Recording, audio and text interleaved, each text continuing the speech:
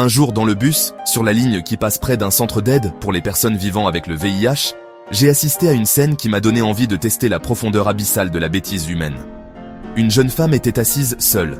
Sa peau portait les traces visibles de traitements lourds, et à ses pieds, un grand cabas au champ débordait de boîtes de médicaments. Jusque-là, rien d'anormal. Mais autour d'elle, le vide.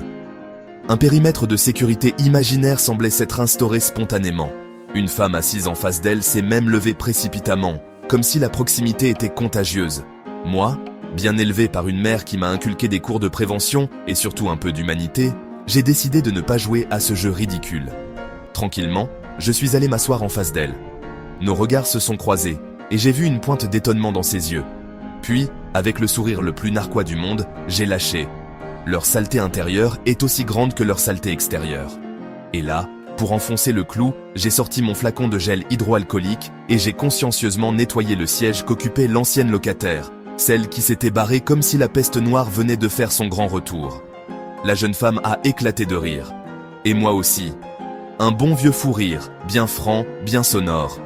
Le chauffeur de bus qui en avait marre de voir ses incultes toute la sainte journée a levé le pouce en l'air. « Bien joué, mec !» en hurlant bien fort. Les autres passagers, eux, étaient livides. Certains détournèrent le regard, d'autres cherchaient désespérément un trou où disparaître. Moralité, la véritable saleté n'est pas toujours où on le pense. Il y a des bactéries qu'un gel hydroalcoolique ne peut pas effacer, celles qui rongent l'âme des cons.